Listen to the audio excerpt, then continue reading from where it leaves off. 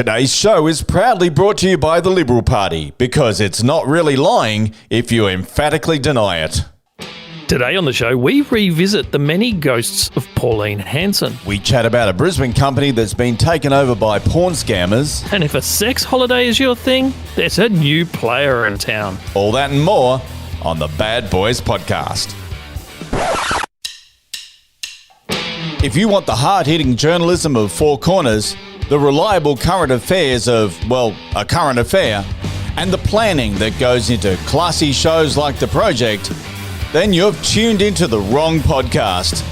It's comedy, entertainment, celebrity interviews, and news stories that makes Fox News sound like an episode of The Muppets. Or maybe it's the other way around.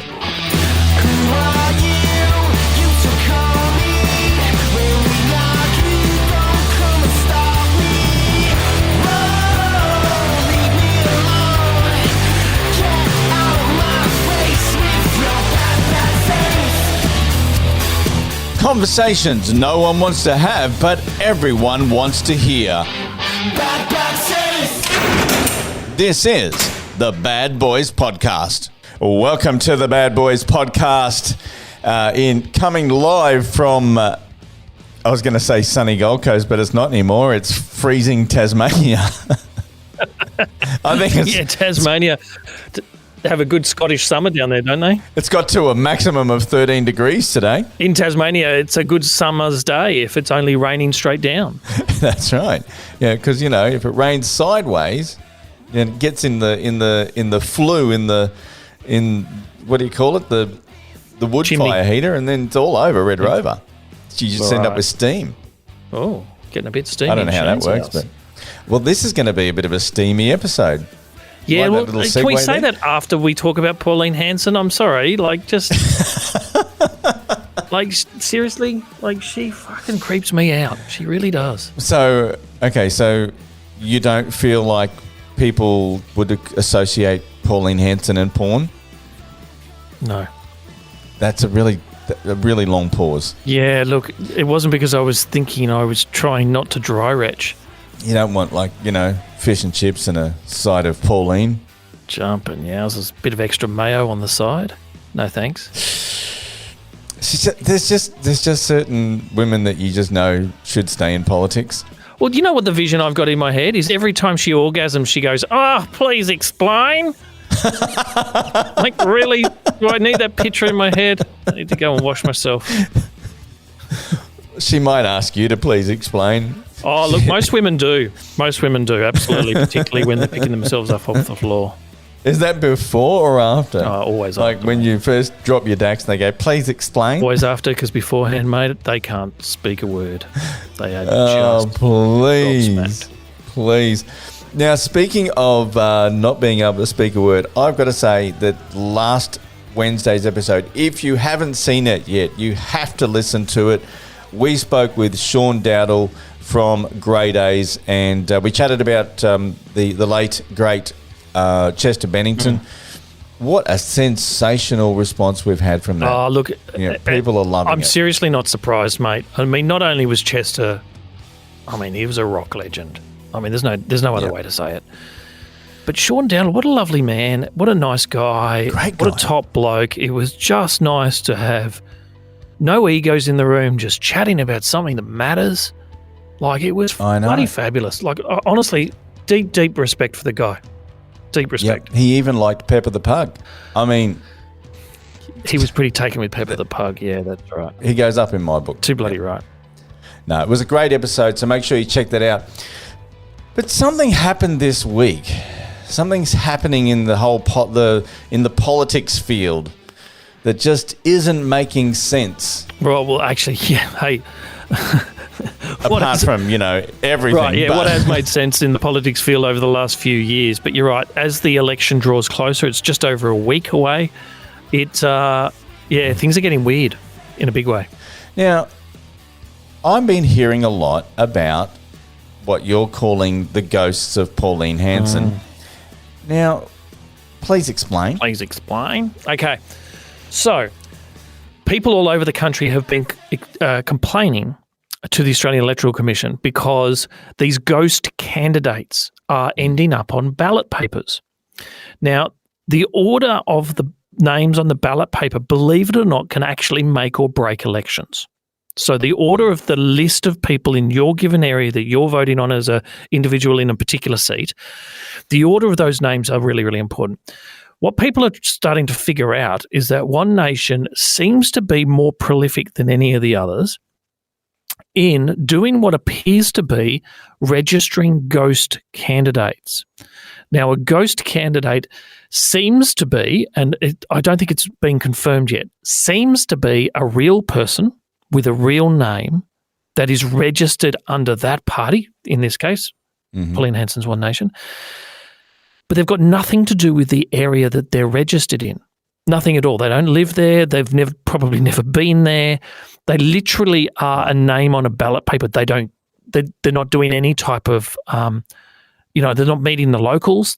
They're not doing any campaigning.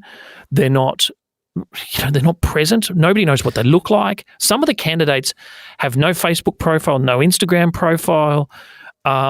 There's questions around whether they're even real or not. So, but what happens if one of them gets in and they're not real? Right. Okay.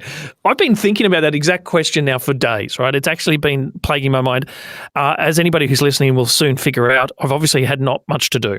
Okay, if that's what I'm thinking about. But you're right. What happens if they actually get more votes than anybody else in their area, and they end up by actually having to be the MP or the Senate seat or whatever like that for that particular area? I think the chances of that are incredibly slim and like less than 1%. And the reason being is nobody really votes for someone they don't know who they are. We just don't. Right. With the exception, you might be so enamored by the United Australia Party that you'll go, I don't care who the candidate is, I'm going to vote for them. Right? In the same way, I refuse to flatly vote for anyone in Liberal because they're a bunch of misogynistic, bullying fucktards. Right? Right. So, and I made that decision over 10 years ago. I was always a Liberal voter, and then just the misogynism and the bullying and all that sort of stuff, the way they treat women and, all of it. And a lot's come out of that over the last couple of years. Grace Tame, sure. Brittany Higgins, all the female Liberal MPs that left the Liberal Party. A lot of them have since resigned, all this sort of stuff. It's disgusting the way they treat them, so I won't.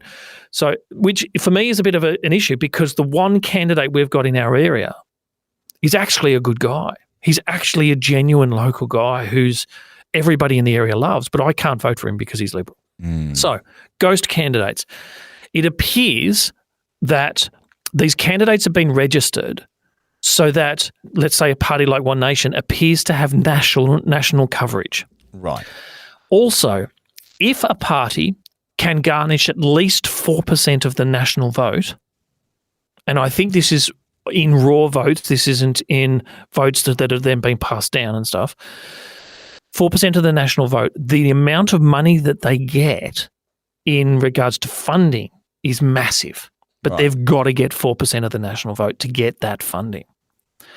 So if you have a candidate in every seat, whether the candidate kind of exists or not, and again, that's all speculative at this stage, the AEC hasn't finished their investigation, the chances of you getting some votes, donkey votes, whatever, some random votes, just by having a candidate on the ballot, whether the person exists or not, the chances are significantly increased that you might be able to get to that 4%, which means you might be able to get some of that funding, that money. So this whole ghost candidate thing, it's all about money.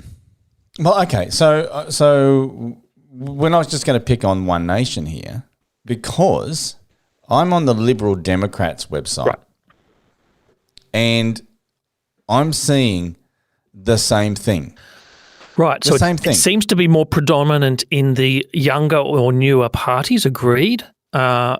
Now, again, technically, at this stage, if there is a physical person, an actual person that actually exists, so therefore it's not fraudulent, it's still technically legal. Right. So okay, our guy that we had on the show a little while back, Topher Field, has now gone up for election and he is going for a seat in Tasmania.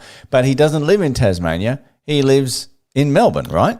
Well, I assume so, yes. Yeah, he's been defending Melbourne for a long time. People will know Topher Field as the documentary producer of the documentary Battleground Melbourne. We've had him on the show. Great guy. I actually respect his views a lot. Yep. And likewise. And this is not a shot at him or not a shot at his views. This is saying, okay, is it right, or is it fair, right, to say, okay, I want to go into election. I want to be represented in my area, but there's nowhere in my area available. So, okay, just across the ditch in Tasmania, I could probably do that. Now, as I'm assuming that if he gets in, he has to move to Tasmania, right? Yeah, see, that's the question. I'm not too sure what the rules are about whether they must relocate or live in the area once that they're. I think it helps them. I know in the past there have been some fairly prominent MPs and the like that have won a seat and don't live in the seat. Barnaby Joyce was one of them many years ago. But okay, so let's look at, say, Jackie Lambie, for example, right?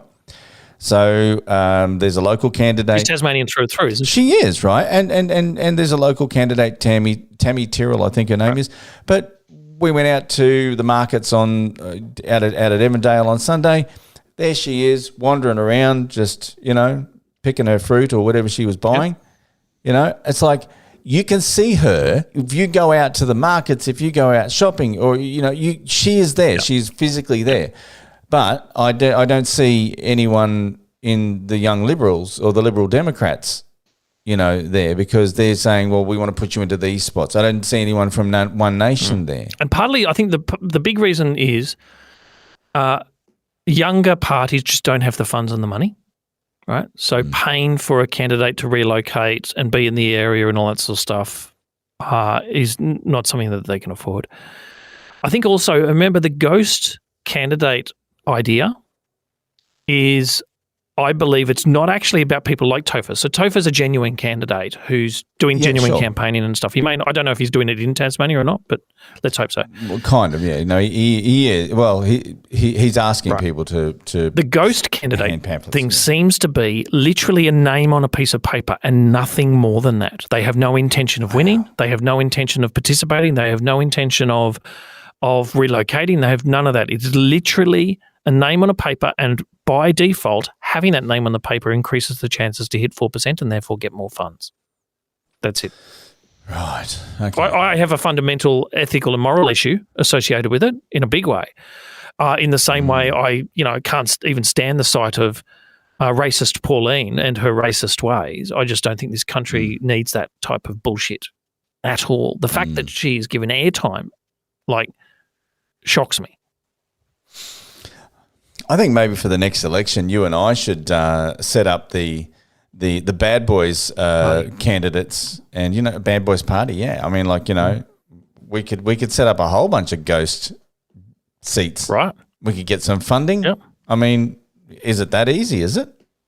Yeah. Look, yes and no. You've got to be careful. You've got to be very careful. Remember, Pauline Hanson ended up in jail for. Yeah. I think it was misappropriating electoral funds or something. How many Facebook profiles can you look after? I could probably look after 5. That'd probably be my maximum. Yeah, about 5. I don't know, maybe 10. About Who 5, knows? Who knows? Okay, all right. Well, but if you're going to do it properly with fake Facebook profiles, you've got to make sure that you choose young, pretty, voluptuous females to, the photos thereof, because that's what all the scams do. We're going to talk about that. Let's have a quick break, because we're going to talk about this poor company in Brisbane who's had their phones ringing off the hook because someone stole their Facebook profile. Okay, all right. So we'll be back with more on the Bad Boys podcast, we'll be back with more on the Bad Boys podcast. Top quality operation this is, top quality. It. You know what I meant to say. If you like your nuts being gently cupped by an angel, then Man Up Down Under are the duds for you. Environmentally friendly with bamboo inserts that are soft, strong, and lifts your weight with ease. Longer in the legs so they stay put. They're cool in summer and warmer when it matters. Man Up Down Under, underwear your girl will want to see you in and that you won't want to take off.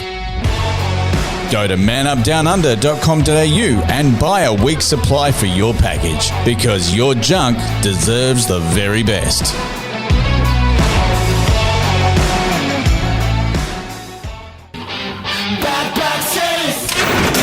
This is the Bad Boys Podcast. Welcome back to the Bad Boys podcast. And Shane, tell me about this company you were talking about. Yeah. Okay. So, all right. We've all had problems with Facebook. I know I have. Have you ever had a problem with Facebook? No, I'm a good boy. I don't ruffle feathers. Okay. I've been in Facebook jail. Hands up, anyone who's been in Facebook jail, half the population's probably, Put your hands in the air, that's it. Just don't care. And they don't just care. Because the simple fact is, right, if you go into jail or if someone, hijacks your account, who can you call? You can't call the Ghostbusters. Literally no one, right? There's no one you can call. Facebook or Meta, as it's, now officially known, it's all been run by AI. You can't talk to anyone. You can put it, unless you pretend that you're doing some advertising, and then you can make a phone call and get them on the phone to explain something and then hijack that and go, and by the way, so a lady by the name of Anita Plath woke up in the morning and she's in Brisbane, she found that at 2:50 a.m. that someone had tried to log into her account. Right. Her password had been reset and a new email address had been added. Now, by the time she woke up, it was too late. It was all completely too late. Not only did they change the password, she also didn't have a two-factor authentication on Facebook. So they activated it, right? Right. And by doing that, she couldn't log in because they're the ones that actually had the two-factor authentication set up, not her. Okay. So every time that then she went to change things, they'd get notified and they could stop it. Yeah, or they would get notified, but also, there's things you can do, like you can put your phone number in. Oh, no, we've changed that. Okay. But then the last line of defense is, if you can't remember your password, if you can't remember your phone number, if you can't have access to your email address, then give us your two-factor authentication code, right? And so you do that, and what happens? You can then log in and it resets everything. But how can you do that if you haven't got the app that it's linked to, right? Yeah. Makes it difficult.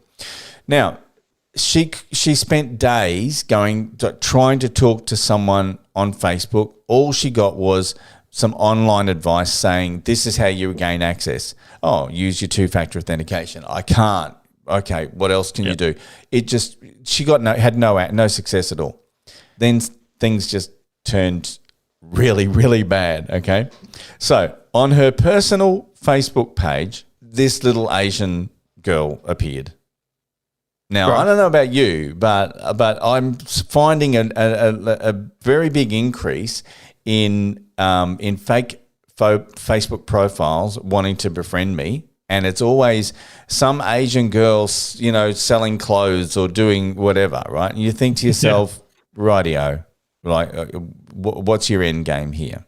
Yeah. So this girl, supposedly, managed to hack into the Facebook pages, business pages that her and her partner Alan owned. Right. Now, they owned a company called Dibble Locksmiths in Brisbane. Locksmiths, right. People who fix your locks, help you get into your house when you locked yourself out. And, ironically, a sister company called Australian Security Brokers that sells home alarms. Right, okay. So they're working class, they're ground roots people doing, that's it. Working hard for their living. Yeah, right. Exactly. The Australian Security Brokers page was changed to show this young Asian woman. She had, her midriff was sort of bare. She was in a bit of a provocative pose. Right. And then on the Dibble Locksmiths page, they put up an even worse photo of, her in some lacy underwear and skimpy singlet. Then it got worse. They started posting pornographic videos on webcams on the business pages, right? Now, this is really nuts. Because those pages were linked to Anita's personal pages, they couldn't access those business pages anymore because they couldn't log into Anita's profile. Right. if you clicked on the link, if you clicked on the webcam video, right, there was a link where they could join their private group. You know, click here, you can join the group, pay us money, blah, blah, blah. Well, the one thing that they didn't change on the business page was the business phone number. Right. And poor Alan was getting 100 calls a day from people, you know, obviously wanting a little bit more than just the webcam video. Maybe the locksmith's customer base had suddenly thought, well, here we go. It's an additional part of the service. Get your lock checked and get your pipes cleaned. There is literally nothing that these guys can do. Facebook is not responding. I think Current Affair or Channel 9 News tried to contact the Facebook. There's no one you can talk to. No, that's right. it. It's over. Right, and this is a big problem. So business coaches all over the world have been saying for years that if your business model is based on Facebook, then you might as well take yourself out the back and shoot yourself in the foot now, because eventually it will happen. Something dodgy like this, you'll lose your page, you'll lose your access, you know, all that sort of stuff. And it's a recipe for going wrong, because literally there is nothing you can do about it. Yeah, yeah. Look, I've been scammed. I had a guy who seemed like a fairly legit guy. All the photos were the same. He'd obviously been doing this a long time. He said that he was in Bitcoin mining. Mm-hmm. Now, I mean, that should have just rung alarm bells, but, you know. Yeah, maybe. And I'm like, okay. He's like, look, you know, if you want to invest $1,000 or $500, you know, in Bitcoin mining, I can help you do it. And we were talking for quite a while, and I said, look, I'll give you $100 in Bitcoin. Let's see what happens, you know. I made $1,000 in the first day. Yeah, wow. And I'm like, holy shit. This is either the biggest scam or, you know, the biggest win for me. Right. So I said, I'll tell you what I'll do. And he kept on saying, put more money in. I said, I'll tell you what I'll do. Give me my $100 back. And that way I've got my original money out, right? And then I'll put some more money in. No, no, it doesn't work like that. Okay. Well, look, I'll tell you what. Thanks for the win. I'll take my $1,000 then. Yeah. Right? I couldn't withdraw the money. No, of course not. And that was when I realised that it was actually a fake profile that they'd set up on this platform. Fake results. Fake results. Yeah. Wow. Fucking scam through and through. Through and through. So then I took, and this is a bit of a thing that I've learned since then, and something that anyone should do if they're looking at a Facebook profile and wondering if they're real. I literally took one of the photos and I did a reverse image search in Google. Yep. And I found the real guy on Facebook. Oh, really? Yeah. He was some corporate model over in Italy. So I contacted him and said, have a look at this. Your photo is all over this guy's page. And he came back and thanked me and said, I'm in the process of trying to get him shut down. Yeah, right. Whether that works or not, I don't know. But so it's kind of a bit like a catfish in a roundabout sort of way, but he's catfishing me. Scamming business, like our telecommunication companies have stepped forward, I think, with government legislation forcing them to do so to stop scammers from calling you, right? Yeah. And I get probably 2 phone calls per day, and I get probably 2 to 4 texts per day from scammers from all sorts of bullshit areas. It's the usual texts of your Commonwealth Bank of Australia credit card has been locked. You know, click on this link to unlock it, you know, which, of course, I'm not a Commonwealth Bank of Australia customer because I've got half a brain. 2, it's, your package can't be delivered because of wrong details. Click on this link. And every single time, any text that you ever receive from anything that you don't personally know that asks you to click on a link, that link is dodgy. And as soon as you click on the link, they will grab all your details off the phone, including your passwords, the whole lot. That is so bad. You know, phone calls. I get phone calls all the bloody time because I own a whole bunch of websites. I get phone calls all the time from dickheads trying to sell me website services. And it's like, fuck off. You know, I don't want it. And then yesterday, some poor unsuspecting mug is calling me from the local MP's, political candidate's office. And I just said to him, I said, first of all, mate, this number is on the federal government do not call list. By calling this number, you are, in fact, a breach of legislation. Mm. And then he goes, oh, no, I'm calling from the local MP's office. We've got an exemption. I said, oh, right, okay, great, awesome. Well, let me tell you this. Do you think that someone puts their name on the federal government do not call list because they want to get called? And he goes, well, no. I went, right, so which means someone puts their name on the do not call list because, strangely enough, they don't want to be called. Not by you, not by scammers, not by any fucktard who thinks that they've got a right to disturb my day. Yeah. I said, thank you for calling me. Who's the MP you're representing? Oh, it was this lady. And I went, fabulous. Now I know who not to vote for. Yeah. Lost that vote. Well, same thing. Yesterday, I received 8 phone calls from a number. Now I'm thinking probably a credit card chasing me, late payment or whatever. Yeah, paid your bill, whatever. Yeah, happens. They rang. Half an hour later, they rang again. Didn't leave a message. Didn't leave anything. Kept on ringing 8 times. Finally, picked it up. Hello, who is this? Oh, I'm ringing up about your energy. Would you like to get a comparison? I'm like, really? 8 times you've rung me just to find out about that? Like, if you just think that I didn't pick up in the first 2 times, then I'm not going to pick up again? Well, I mean, I did. Well, you did. Eventually. So maybe it works. Yeah, maybe. I don't get the whole telemarketing thing nowadays. It's just not a thing anymore. It's like, really, scam. who actually thinks calling complete strangers and they're going to go, oh, wow, let me give you all my savings. That's a great idea. Or the biggest, the one that is out there the most at the moment, right, is the Telstra representative that says, I'm ringing you because someone is using your Wi-Fi. And I say, holy shit, hang on a sec. I'll just put my phone down. I'm just going to go outside and see if I can see them. And I'll come back and I say, no, I can't see anyone outside. Where are they? Oh, no, that you wouldn't be able to see them. Oh, okay. Now, what they're doing is that they're going to send you to a website so that they can then log into your computer, right? Right. Like, it's just they think that idiots. We're born yesterday. They call from NBN. I'm calling you from the NBN. There is a problem with your computer.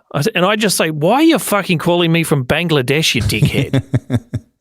Or Singapore or the Philippines. Like, the NBN isn't in the fucking Philippines, you turkey.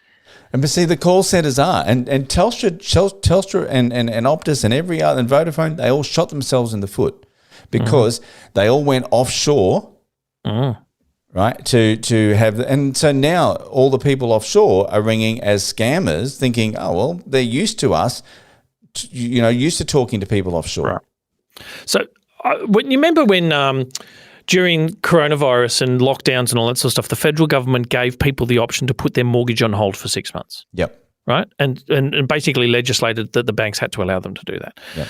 I actually did that, not because necessarily things were tight at the time, but I just didn't know where the pandemic was actually going to go. I just didn't know how fucking freaked out the world was going to get and if we were going to go into a massive recession, because that's what we were being told at the time, but I just didn't know. So I did. I put it on hold for 6 months. And the bank said to me, we'll call you back in 3 months' time and check and see how you're doing. We'll call you back in 6 months' time and check and see how you're doing. Okay, that's great. Awesome. Rock on. Thank you so much. Sure enough, 3 months later, I get a phone call. And the lady on the other end has a Asian accent. And she says, oh, I'm just calling from your, from your bank. They told me the bank name. And is this such and such? I said, look, sorry, are you asking me for personally identifiable information? She said, yeah, I need it so I can put it into the computer and blah, blah, blah. I said, you're not seeing what's wrong here? I said, I don't mean to be rude. I don't mean to be racist. I don't mean to be a pig. But someone with a Central European accent, Central Asian accent, has just called me, telling me they're from my bank, asking me for my personal information.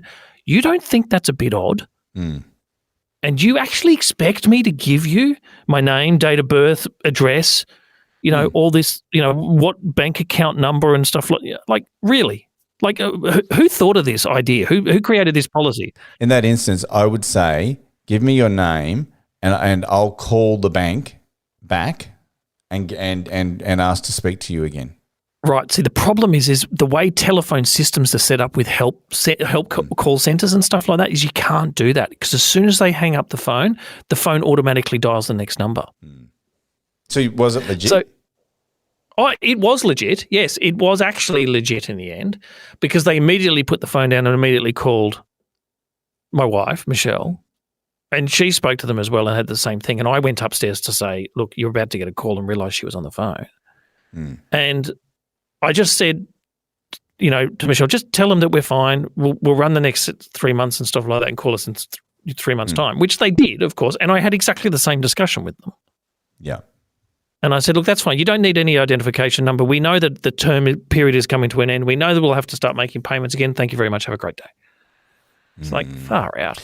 Well, something we don't know whether is legit or not, but what would you do if you found out, if you were just casually watching porn and you found out that it was your mum? We're going to find out what actually happened right after this break.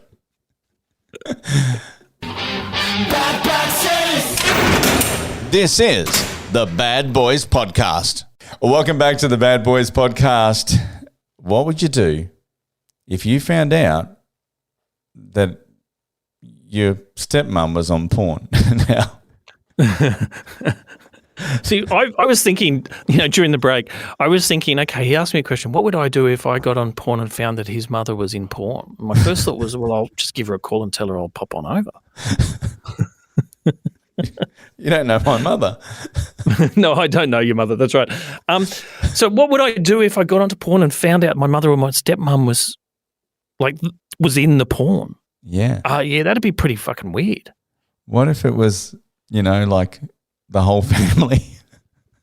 What are you talking about? Okay, I'm going to play this. Now, this is this poor girl who was just wanting to casually watch porn, and take a listen.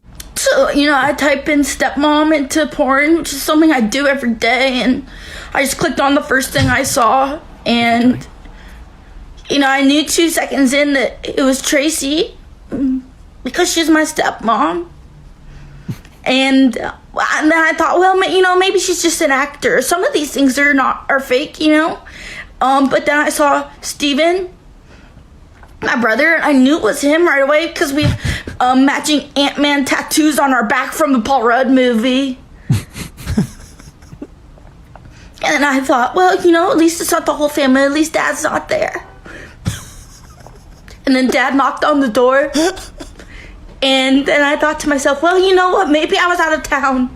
I've never been out of town in my life. I've never left this town. But I thought maybe I was out of town. And then Dad goes, don't worry, Grace is downstairs, she's eating chili, she'll never hear a fucking thing. And I remember that chili too. I would have put the chili down, honestly, if they could have let me in to have the porn with them. I love chili, but it's not more important than family porn. I love chili, but it's not more important than a family of porn. That's got to be the quote of the decade. Here I was thinking she was shocked because her stepmother and then her brother and then her dad were all making a porn film together. Like, that's not fucking weird enough. But she's actually disappointed because she wasn't invited to be part of it. That's hilarious. Far out. The worst part was she can remember when she was eating that chili and she was sitting downstairs, while all this was going on. That must have been bloody good chili for you to remember it. Oh, my God, that is hilarious. And look, what's with the Ant-Man tattoo? I know, right? That's just creepy as it is. Inbred rednecks just really shouldn't be allowed to breed, don't you think? I've just been to see Ant-Man. Let's get a matching tattoo because I love that movie so much. But it's the Paul Rudd Ant-Man, so it's. Yeah, it's Paul Rudd. I mean, he's tattoo worthy. I'm sorry. America's got so much to answer for, they really do. But, I mean, what is going on? What is going on with this fucking world? Seriously, right? So you send me over a news article. Like, this is happening. like today, right? Right. Sex Island. Sex Island. Okay, so this ain't Jersey Shore. This ain't Love Island or whatever it was. This is a genuine hospitality offering in the world. So let me just talk you through all of this. Okay. This is plugged as a So 4-day. If you're talking about sex and porn, can you not use the word plug, please? choose a different word. Okay, it is advertised. Thank you. As a 4-day orgy extravaganza that promises kinky customers unlimited sex without a condom. Right. And it's set to get underway near Las Vegas, right? So they tried to get all of this happening in Colombia, and the Colombian government stepped in and said, absolutely no way, right? Right. But they figure this orgy island can happen in Sin City because, hey, look, it's Sin City, right? Yeah. Whatever. So $4,500 US, 4 days, 3 nights, I believe it is. The way it works is there are 100 sex workers that are hired effectively to do this. And their idea is to get 50 guys to join them. So and then each guy gets to choose 2 women. Right. Okay. Right. And you can have unlimited sex with as many women as you want. Right. So you get your 2 women. You've got those 2 women for the whole 4 days. It is drug friendly. Right. And they also provide HIV and STI testing and stuff to them. So the girls are clean. And one assumes the other patrons are clean. Because if you're then swapping the girls and you're not using a condom and stuff like that, I mean, seriously, it makes me pucker up at the best of times. Oh, my God. Day 4 is going to be messy. Right. Right. It's just, oh, my God. So sometimes the celebrities do it. There's a lot of executives. One guy was quoted as being a dentist. And look, hey, we all know dentists don't get any. So look, fair enough. They should let dentists participate for free, if you ask me. But there's also some Silicon Valley geeks that, don't get really much of an opportunity for this sort of thing. Fair enough. Whatever. Well, that'll be all over in 2 seconds. Well, right. So it's basically a weekend-long drug-fueled sex orgy. Now, there's different activities and stuff like that you can do. Oh, there's activities. Right, there's activities, right? So there's a raunchy promo video that you can go on and watch, and it's the usual, busty babes in bikinis and stuff with champagne poured all over them and, all the rest of it, blah, blah, blah. But there's the helicopter experience. Right. So basically you can go for a ride in a helicopter with your 2 women so that they can have sex with you in the helicopter. Right, okay. Okay, so Bag's not being the helicopter pilot for that one. Yeah. Firstly. But 2, if I was in a helicopter, the last thing I would want to be, and that is distracted by women. I just want to enjoy the view. Also, there's the horseback experience. Now, hang on. Is that bareback riding? Like, who's bare and like... Right. I actually, it doesn't go into the details, and I think that's probably purposeful. This is all kinds of messed up. But apparently half of the participants were married. The men that were doing it, half of them were married, and they were aged between 25 and 50 years old. What's fucking wrong with this picture? Seriously. There's a lot wrong with this picture as well. The guy who was the dentist, who is also married, didn't tell his wife about the 4-day orgy. Because you wouldn't, right? Yeah. Like, right. Oh, I'm just off to a 4-day orgy, love. Oh, but okay, he said, have fun. He was in bed within 15 minutes of arriving. Wow.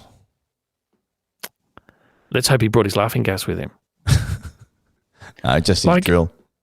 Does that in any way interest you at all? No. God, no. I don't get it. I genuinely don't get it. I mean, for me, sex is largely an emotional thing. I mean, obviously it's a physical thing as well, but for me, it's an emotional thing, always has been. It's why I like, one partner when the partner's right. I like one partner and stuff like that because it's all about connection. But the idea of going away for 4 days, drinking, taking drugs, and having sex with as many women as I can, honestly, frightens the pants off me. I know. But even like, okay, one person, like even just a simple massage, you go to Bali, right, and you have legit massages, and then you see a 4 hands massage, and like you see that and you go, that's just too many hands for my liking. Yeah, particularly for a prostate massage as well. Far too many hands. Nice little throwback to last week's episode. Oh yeah, God, that was. Make sure you listen to that one. Yeah, that was pretty crazy. I'm still laughing about that. But they were talking about this stuff called Toothy. So apparently, there's this stuff called Toothy. It's a pink powder, and you snort it like cocaine, and it is a lot like cocaine apparently, but it also makes you incredibly horny. Nice. And apparently, over the 4 days, a large number of the participants didn't sleep at all over the 4 days. Oh, my God. Mostly because they were coked up to the eyeball with this pink powder called Toothy. But the reason being is they wanted to maximise what they were doing. Wow. Jeez. Now, look, don't get me wrong. Maximum output. I've had some great sessions in my lifetime, and I've lasted for a long time, many times. It's way too much 4 days?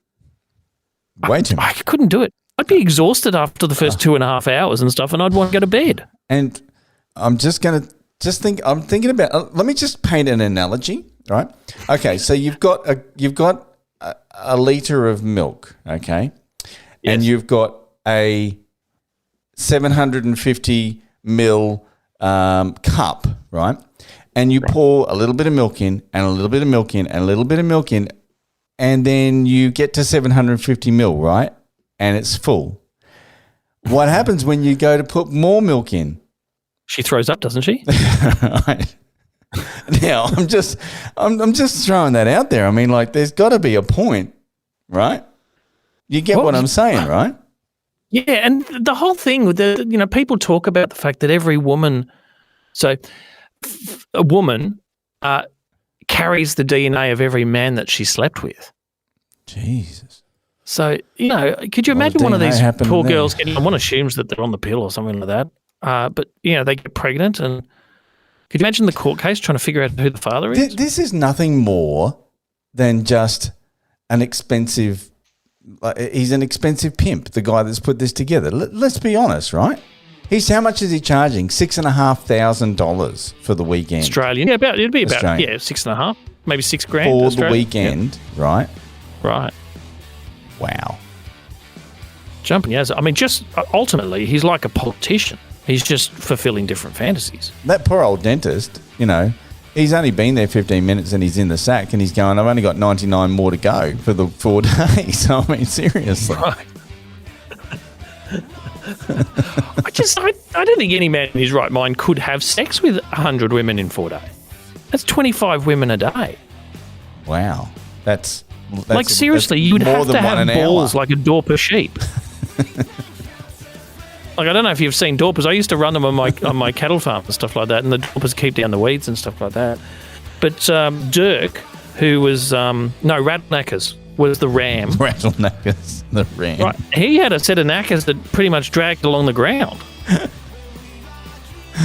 Oh no! By the time breeding season had gone through, let's just say they were a few inches shorter. Of course. Jesus. I don't get it. I don't get it either. That's going to go up there with one of the weirdest holiday fetish things that I've ever heard in my life. Coke-fueled sex orgy. Wow. Do you want to say only that, in America? Actually? It's slightly more appealing. Only in America. Now, make sure you tune to Wednesday's episode because we will be speaking with a gentleman who's been inside for over 25 years. He's out now, and he's spent a lot of time inside, and he has set up an organisation called the Voice of the Survivor.